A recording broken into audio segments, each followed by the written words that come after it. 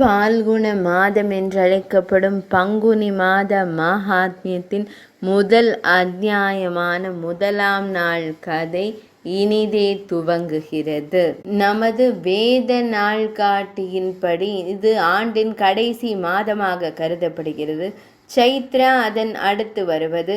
இது புத்தாண்டின் தொடக்கத்தை குறிக்கிறது. முதலில் நாம் இந்த மாத மஹாத்மியத்தின் கதையை இன்று துவங்கலாம். இந்த பால்குண மாதம் என்று அழைக்கப்படும் பங்குனி மாதம் மிகவும் புனிதமான மாதமாக கருதப்படுகிறது. மிகவும் தூய்மையான மாதமாகவும் இருக்கிறது.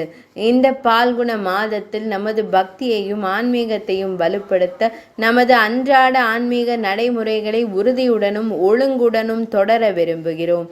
இன்று இந்த பால்குண மாதத்துடன் தொடர்புடைய அழகான புராண கதைகளுடன் நாம் இன்று துவங்கலாம். முதலில் சிவனாரை குறித்த புராண கதைகளை கேட்கலாம்.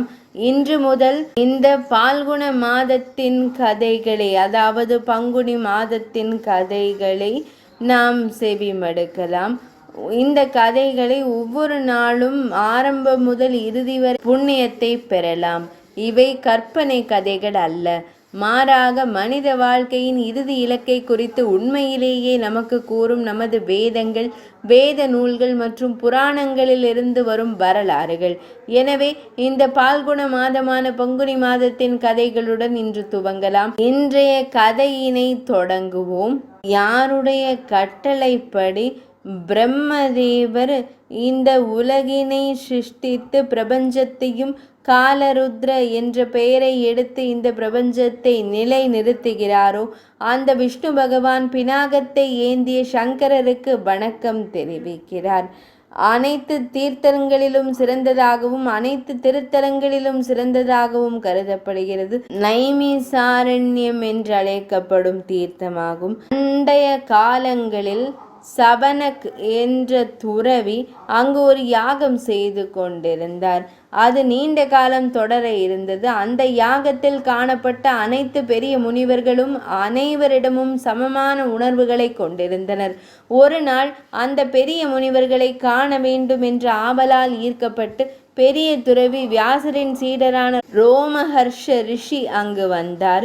விருந்தளித்த பின்னர் அவர் ரிஷி லோமஹர்ஷரிடம் சிவதர்மத்தை விரிவாக விளக்குமாறு கேட்டுக்கொண்டார்.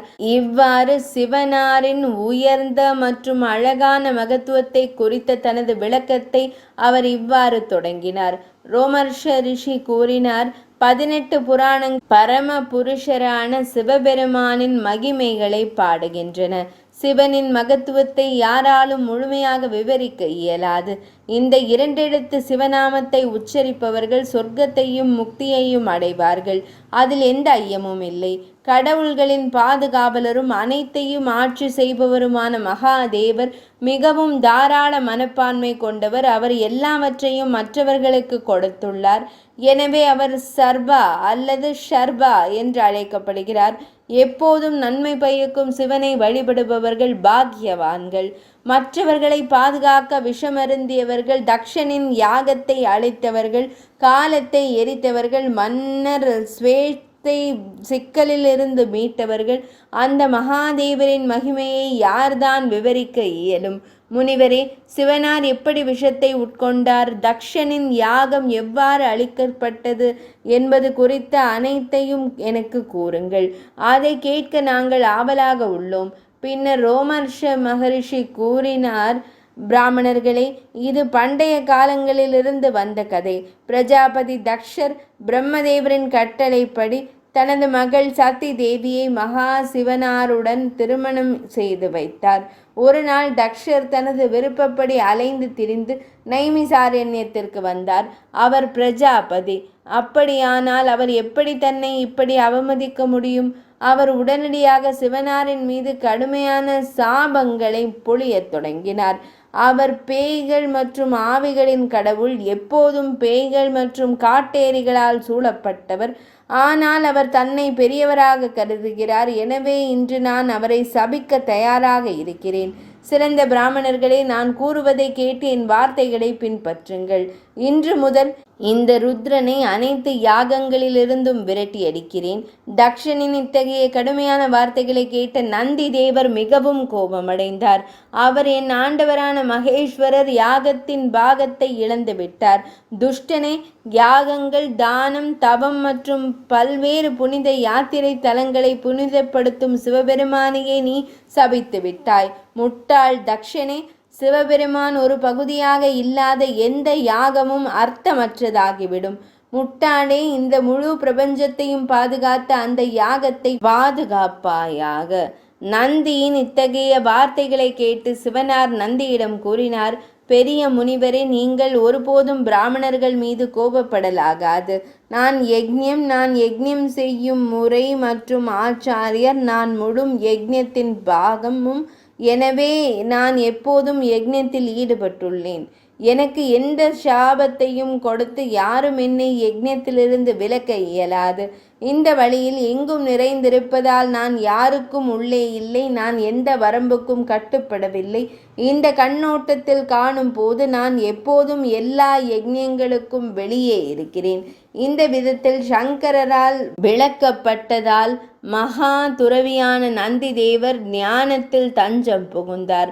சிவபெருமானின் துணையை பெற்ற பின்னர் அவர் உச்சபட்ச பேரின்பத்தில் மூழ்கினார்.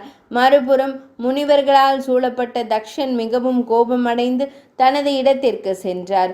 தனக்கு வணங்காத ருத்ரனை அவரால் மறக்க இயலவில்லை. அவரை மீண்டும் மீண்டும் எண்ணி வெறுப்பால் எரிந்து கொண்டே இருந்தார். அவர் சிவபெருமானிடம் தனது நம்பிக்கையை விலக்கிக் கொண்டார். அவர்கள் சிவ வழிபாட்டாளர்களை குறை கூறத் தொடங்கினர். பின்னர் தக்ஷன் பிரஜாபதி ஒரு பயங்கரமான செயலை செய்தார். அவர் மிகப்பெரிய மற்றும் பயங்கரமான விளைவை அனுபவிக்க வேண்டியிருந்தது. அது என்ன? இந்த வினாவிற்கான விடையினை நாளைய 2ஆம் நாள் கதையில் தெரிந்து கொள்ளலாம். இன்றைய முதல் அத்தியாயமான முதல் நாள் கதை இனிதே நிறைவடைந்தது.